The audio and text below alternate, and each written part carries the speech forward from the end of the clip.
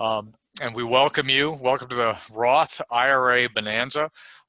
Today, Jeff will be kind of taking you through the bulk of the presentation. I just wanted to share with you, we're really excited about Zoom, and we hope everybody's staying healthy. And as our economy reopens, one of the things that we are concerned about is keeping people healthy. And our office has been open the whole time.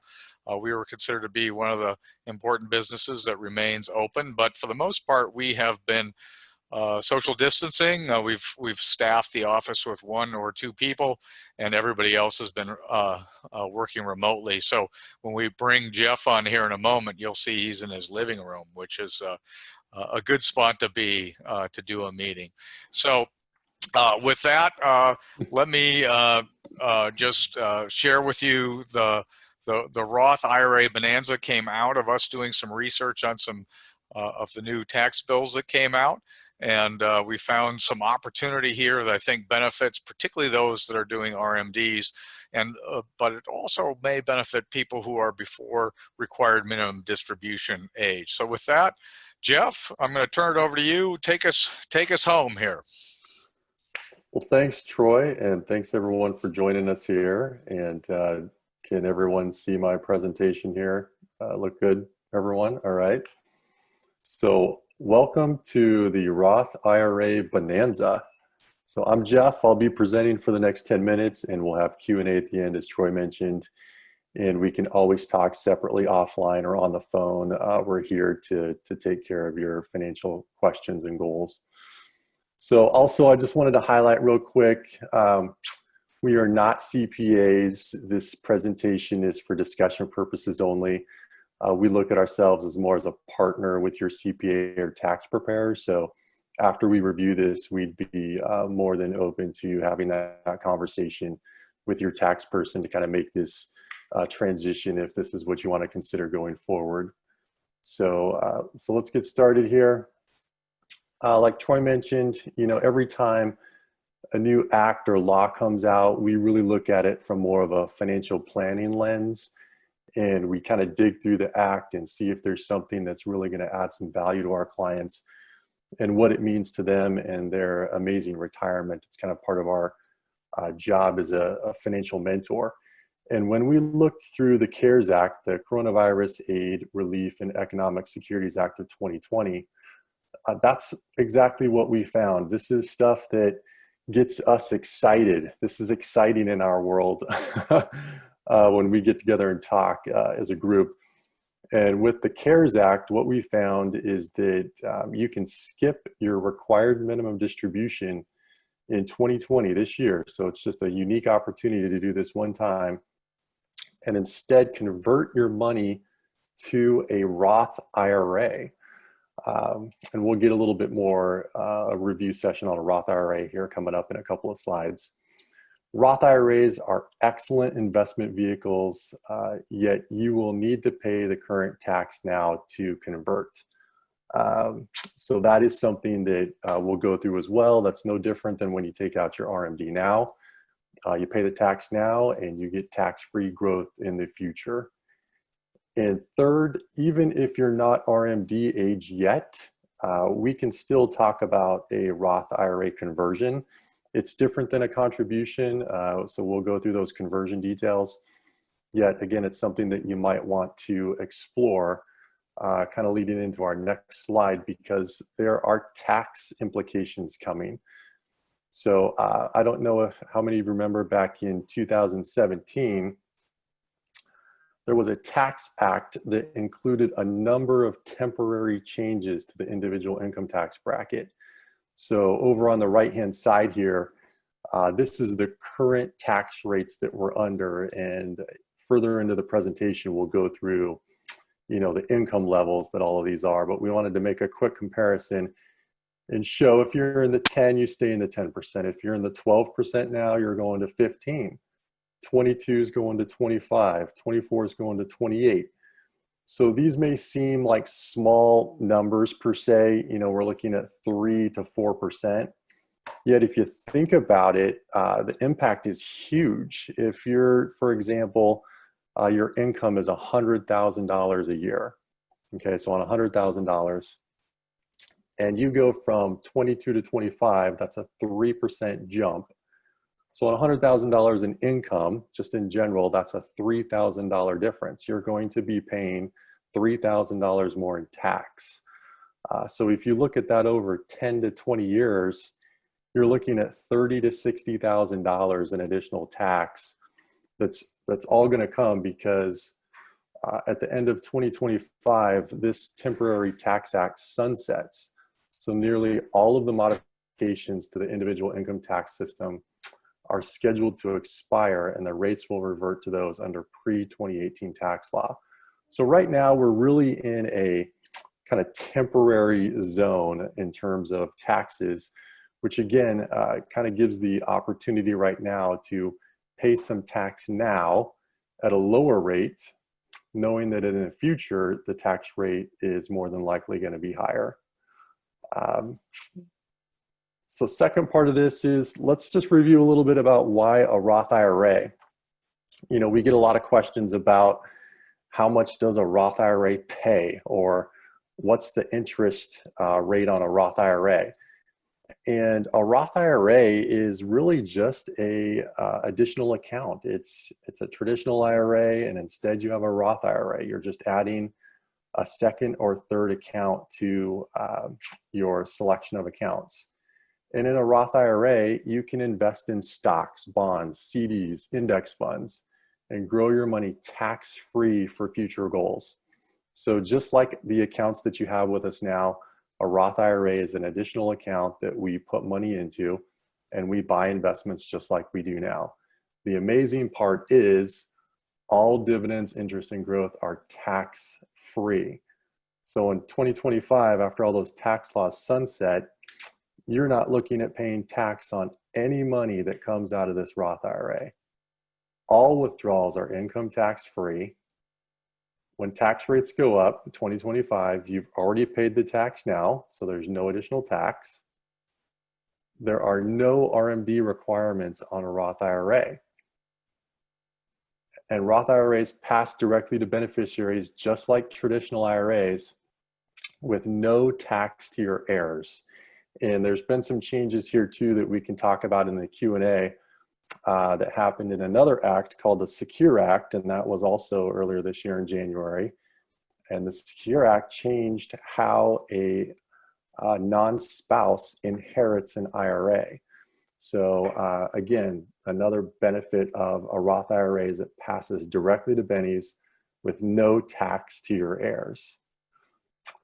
And one of the biggest things that I think that really comes to light is something that, you know, Troy, Peter, and I, and Belle and Megan talk about in our meetings with clients.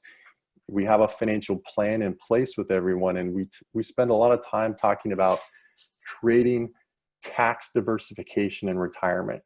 So many of us end up with a very large IRA, you know, where all of our money has been in a 401k, and we worked, and we end up in an IRA. And we have very little money outside of an IRA to control that tax picture. And those that do have IRA money and non-IRA, such as a trust or individual brokerage account, it gives us more tax diversification when we're looking at how you take income and staying below certain tax brackets. So to kind of put that into a little bit more words here on the screen, the beauty of having some money in a Roth is that you can juggle your distributions from each account so you don't push yourself into a higher tax bracket. That is, you collect your Social Security, then you take some money from your traditional IRA, just enough to bump up against the top edge of your income tax bracket. If you need more income, you take a withdrawal from your Roth, which won't count as taxable income. So these, again, always good to kind of highlight, you know, why a Roth IRA. If you're not familiar with Roths, it's just an additional account that gives you some tax diversification and tax-free growth.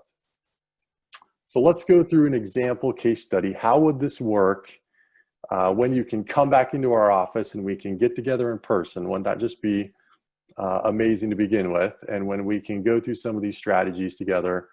Right now, obviously, we're doing that a little bit more online, but we're anxious to get back in and see our clients face to face.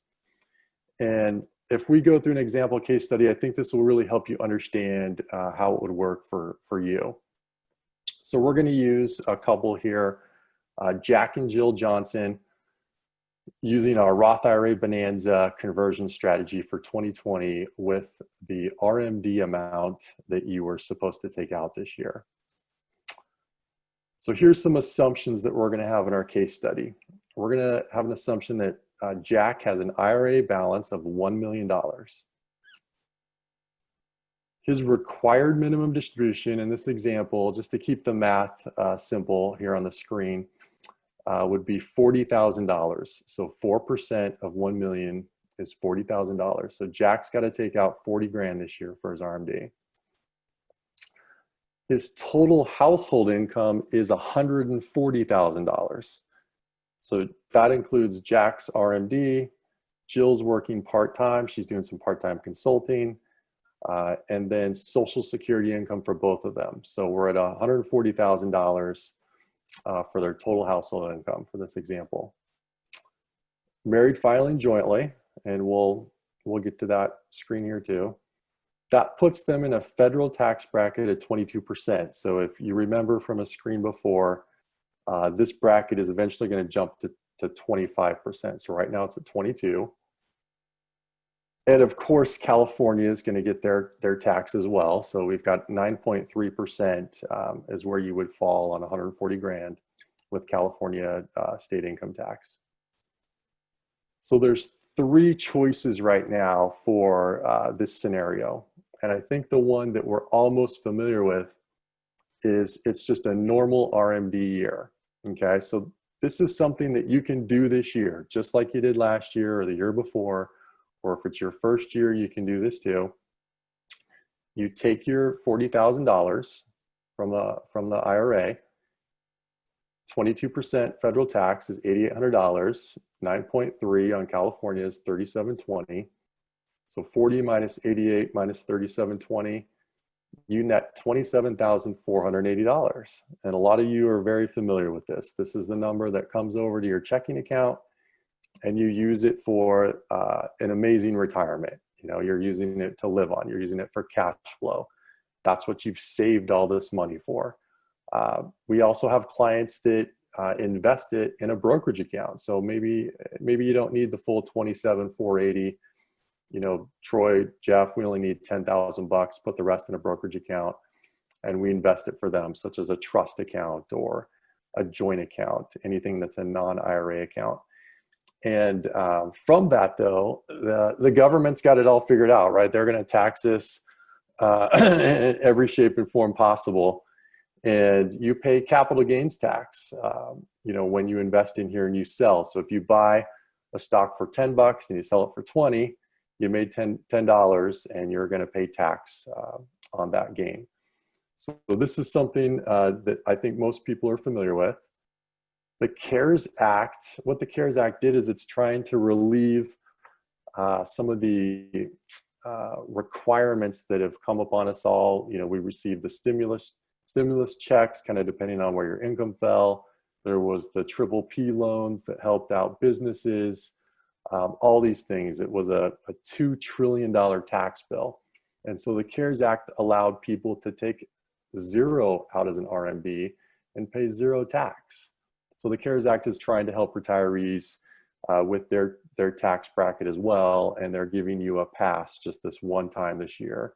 So this is option two. You could call us back at the office and say, you know what, I don't need the money. I don't want to pay any more tax than I have to.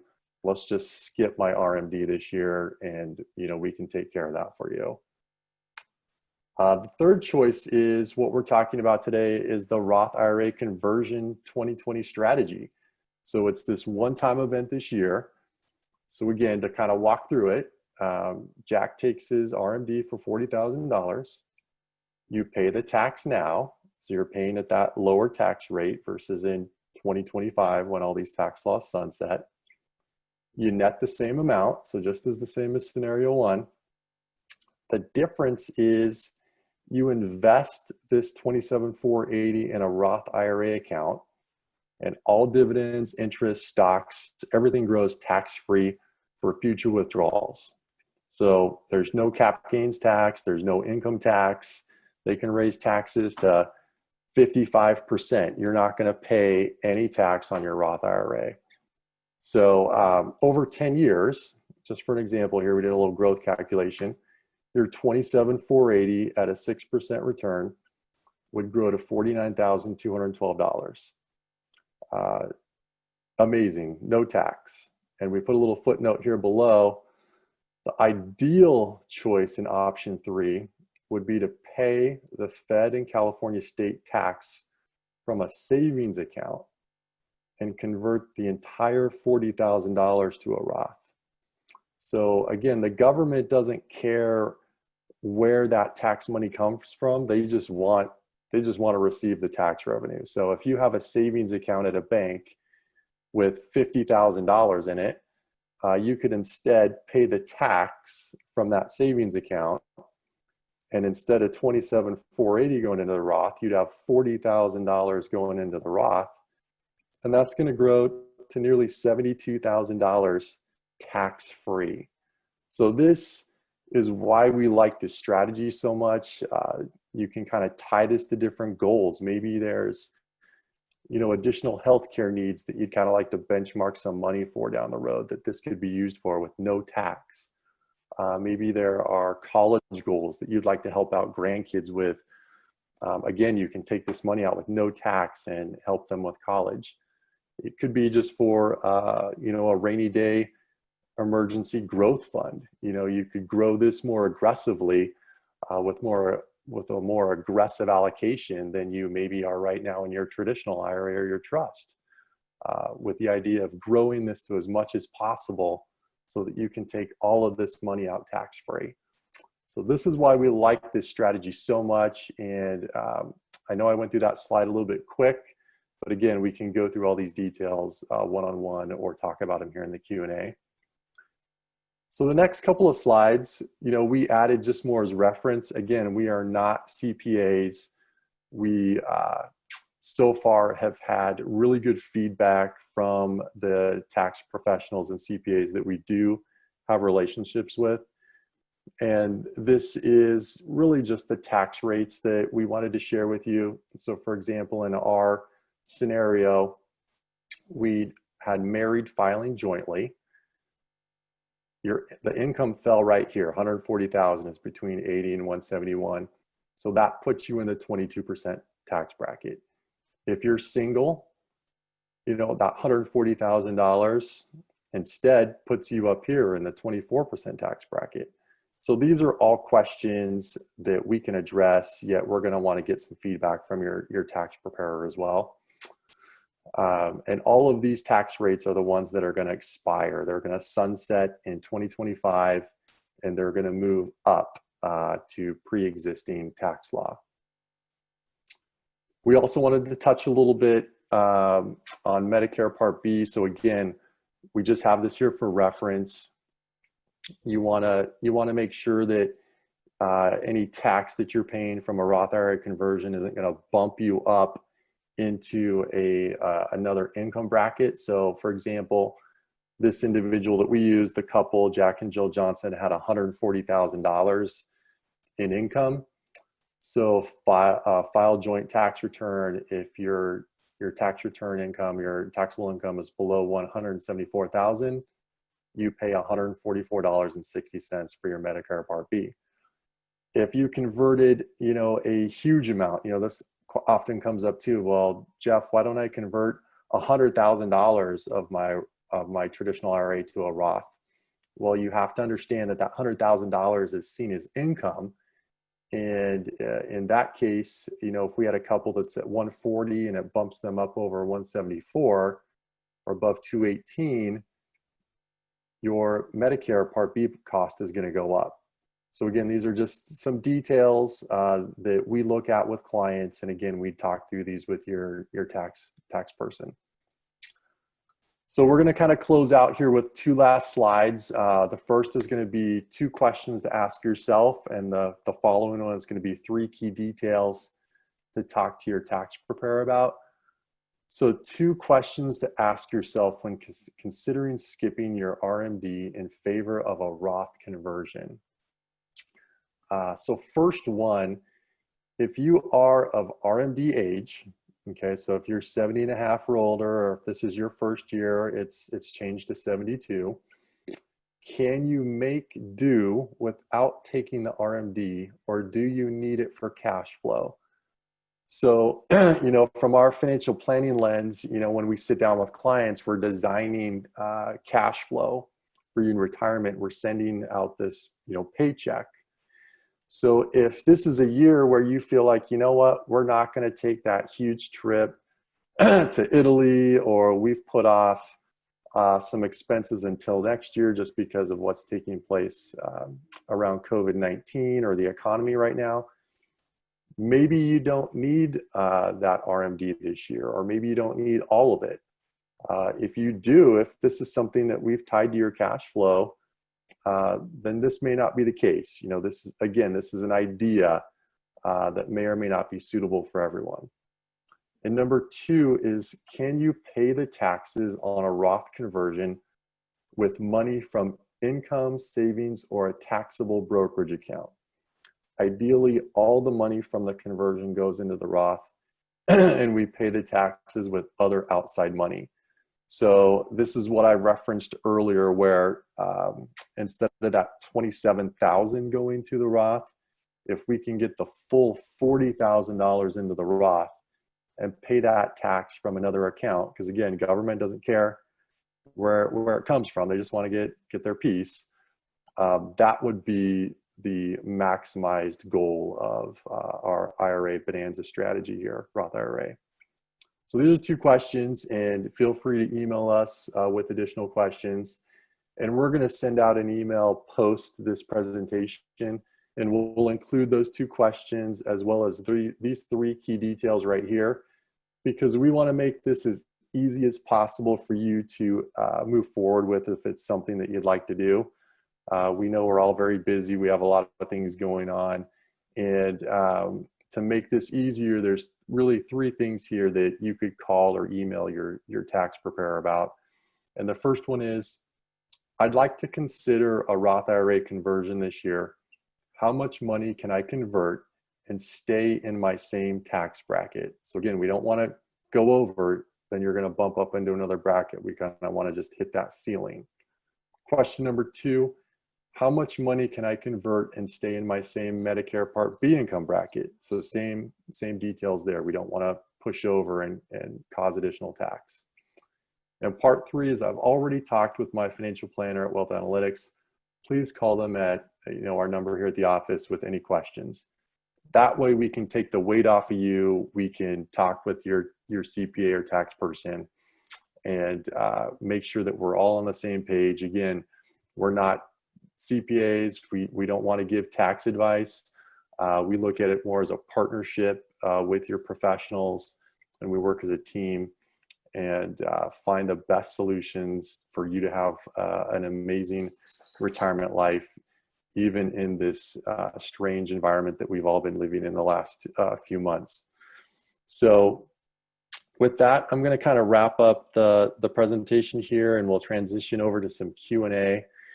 And Peter can help address those questions. And then Troy, if you have any closing remarks after that as well, we can kind of go from there. And Megan and Belle will send out these questions to you post this meeting, and we can continue to kind of have dialogue and work through this.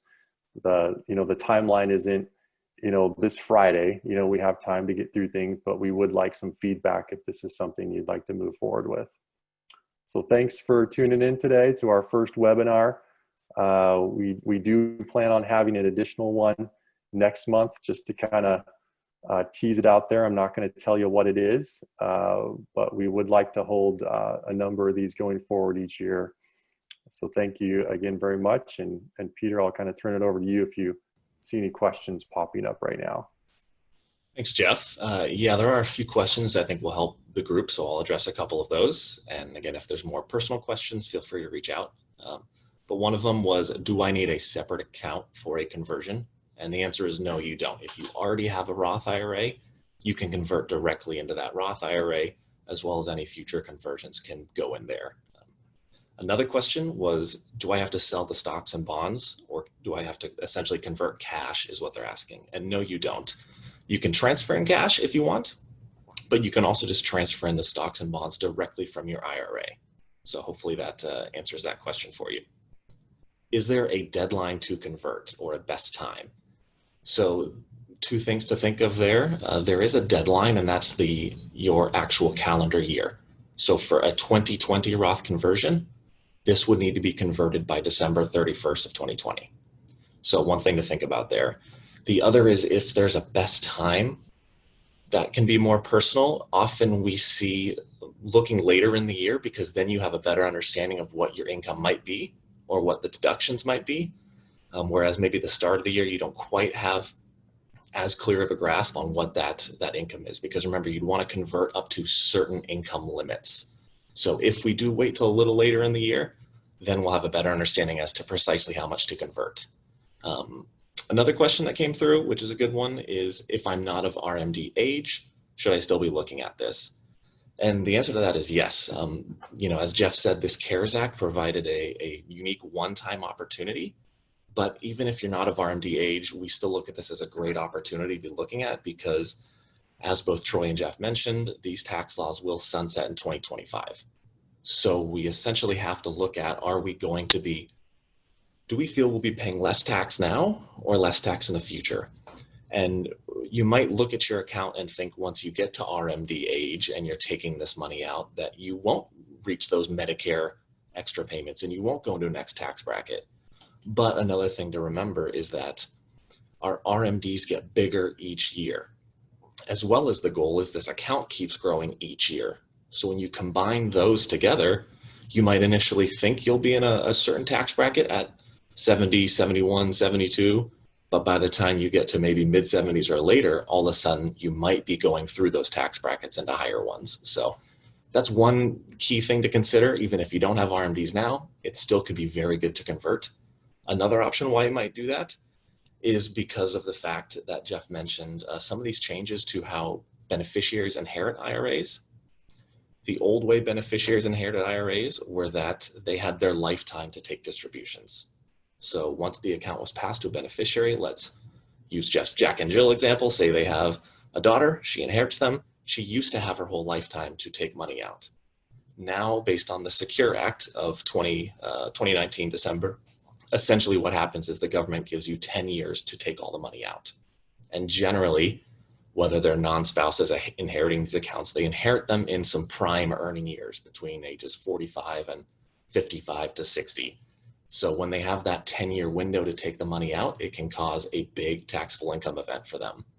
If somebody inherits a Roth IRA, there's no tax due, so there's a lot more flexibility on the beneficiary. If that's a goal of you and your family and an estate plan, that's another key thing to look at. So, and that's the main questions I'm seeing. I see a couple more that just came in, so let me actually just go up. One question that came in was, can tax rates go up before 2026? And that certainly can be possible. Different administrations can come in and try to implement some new changes. So there certainly is a possibility of that. So it's kind of looking at right now, where are we in our tax bracket? Do we have an opportunity maybe this year or the next to do this? Because again, you don't have to do only one Roth conversion. You can do it over a couple of year time frame. So if you do have a goal of converting, Jeff's example, $100,000, and that will jump you up into other income levels for Medicare and for a tax bracket, you can do those in small chunks year by year for a couple of years until these tax laws change. Again, this was a unique year based on the CARES Act where we see some opportunity for clients, but you do have that strategy otherwise. And then we had a question on will we have the resource links? Yes, we can get you slides, as well as we'll follow up with each of the attendees to see if you have personal questions, because again, this is a good opportunity, but it depends on your unique situation. So we want to have a custom strategy for you. And if there's no more questions, I'm not seeing anything else. Troy, I'll pass it on over to you. Well, thanks, Peter. Thanks, Jeff. Great job there on going through the highlights of what we think is a really amazing opportunity. And let me preface before I close by saying that we look at the world a little bit differently than a CPA does. And we all have CPAs, and their job is to help us pay the least amount of taxes in a given year. Yet financial planners look at it as saying, look, we would really like to pay the least amount of taxes in our lifetime. And when you look at it that way, that means that sometimes you're going to pay more tax this year for the opportunity to pay less in the future. And that would certainly be the case with the CARES Act. Because remember, you do not have to do an RMD, a required minimum distribution. And so you don't have to pay any tax. But what we think is you're going to pay more tax in the future. And one of the things that we haven't talked about is all this COVID money that's out there. So not only do we have the sunsetting of the tax laws, and they do go up in 2026, but at some point we're going to have to pay back all this money. So what we're thinking is, and this is for our folks that are before required minimum distribution age, which is now age 72 because of the Secure Act. So you don't have to take an RMD until you're 72. Which is good. But the problem is that those will be bigger and bigger distributions. And what you really want to do is pay tax, the lowest amount of tax possible. And we suspect that that is this year, next year, through 2025, unless, as our other questioner asked, rates go up. Now, where doesn't this work? Look, if you're in maximum taxable income bracket now, then it probably doesn't work. If you're earning money and you take out an IRA distribution, maybe it doesn't work. So it doesn't work in every situation, but we look at it differently. And I can tell you that, for the most part, we've, researched this, we found this out, we discovered this on our own. We ran it by some CPAs, and they're like, yeah, looks like you can do that. Because we've had a lot of questions in the past with people that, when they hit age 70, they say, well, can't I just take my RMD and convert that to a Roth? And you cannot do that. You cannot do that. But if you don't have to do an RMD, we believe that you can do a Roth conversion. So that's just some thoughts on taxes. The next thing I would say is as we go through, we're really, really happy with how our portfolios have held up this year. I think one of our people that are on the line today said, how did you do this? I just opened my statement for the first time, and I was prepared for disaster, and it was actually up. So things have gone really, really well. We've done some things. We never sort of try to, sort of compete on high return. It's safety that's important. We want to protect your assets. We want to make sure you don't lose your money. And I think we did a great job of that this year. The third thing I'd like to mention is planning. If you have a financial plan, your plan is doing very, very well. If you don't have a financial plan, you might consider going through that planning process with us, because really what our goal of planning is to create a financial model to take a look at all of your resources, all of your requirements, and then monitor on that on an ongoing basis to protect you from running out of money. So planning, for most people are doing planning, not everyone, but most. And then finally, I'll conclude with, again, thanking you for attending today. It's a strange new world that we're in. You're at home and we're, at home or at work. And this strange new world is working out really, really well for our firm. We've invested heavily in technology. And I think when you're able to interact with Zoom, and we can do just normal Zoom meetings, obviously this is a webinar. But yeah, we can do regular Zoom meetings to discuss this with you, so we can look at each other face to face, and we can have a group of people. We can share our screen. You can share your screen. It really, really works fantastic, and we want to encourage people to stay healthy. And if you're familiar with the technology, use the technology. Visit with us. We're here. We'd love to meet with you. and we can do that via Zoom very, very well. But we can still, meet in person. The office is open. If you want to come in, we're like many businesses. We're asking people to wear masks, so you might not recognize us with our masks on, but we will certainly recognize you. And we are available to meet with you. As you know, we have a fairly large conference room, and we can socially distance and do it that way if you'd prefer. And finally, there's the old-fashioned telephone call, right? Telephone call with some emails. We can do conference calls. We really, really have a very sophisticated system, all designed to support you and your amazing retirement. So with that, we want to thank you again, and until next time, bye for now.